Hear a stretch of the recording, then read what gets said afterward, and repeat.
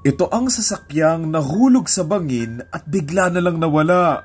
11 a.m. on December 30, 2019 sa Grey Whale Cove, isang sasakyan ang bumabiyahe na mapapanood pa nga natin sa isang dashcam.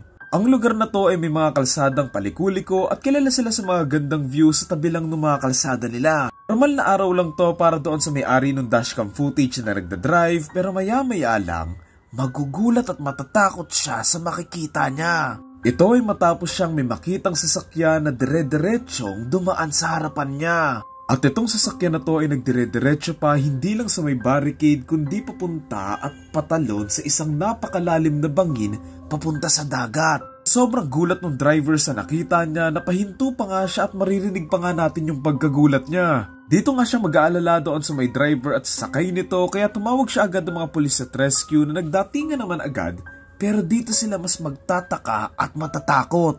Dahil nang tingnan nila sa may baba, wala naman silang makitang sasakyan or kahit sinong tao. Tinignan nila ng tinignan pero wala silang makitang kahit ano, kaya iniisip nila nung una na baka guni-guni lang daw ng driver yung nakita niya. Yung driver, pinakita nga niya yung dashcam footage na nakunan niya at totoo nga, nagtataka talaga sila kung nasaan napunta yung sasakyan kasi doon lang sa may baba ng bangin meron mang tubig doon pero mababaw lang. At kung dito man siya bumagsak, malaki yung chansang dito lang daw siya mapupunta, so may makikita talaga silang bakas na may nahulog na sasakyan dyan. So iniisip nga nila na baka inalon lang daw or lumubog, kaya nagpadala naman sila agad ng mga divers and coast guards. Pero wala pa din silang nakitang kahit anong bakas ng sasakyan doon sa may posibleng pinagbagsakan daw ng sasakyan. Dahil nga sa kakulangan ng ebidensya, iniisip nila na baka AI lang daw to. Or inedit lang daw yung video for clout, pero wala naman din silang ebidensya na ganun yung ginawa.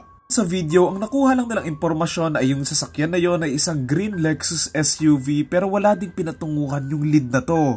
Ilang araw, linggo at buwan silang naghanap pero wala talaga silang mahanap kung nasaan yung sasakyan at kung sino man yung nakasakay dito. Pero hindi sumuko yung mga investigador at ilang buwan lang ang lumipas, masasagot yung mga tanong nila. April 29, 2020, isang walang buhay na katawan ng babae ang natagpuan sa isang beach sa Montara State.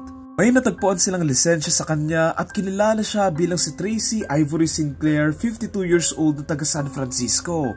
Una, random na tao lang ito pero nang mag-imbestiga sila kung saan posible nanggaling yung taong ito, dito lalabas yung koneksyon ng dalawang kaso. Dahil nalaman nilang itong si Tracy ay merong 2007 na Lexus SUV na kaparehas ng sasakyan na nahulog doon sa may bangin. Ayon sa pamilya ni Tracy, matagal na nga nila siyang hinahanap at napatunayan nga nilang si Tracy yung katawan na yon matapos ang isang DNA test.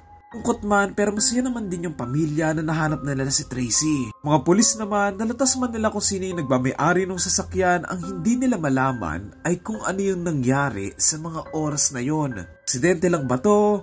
Sinadya? Or meron pang ibang nangyari?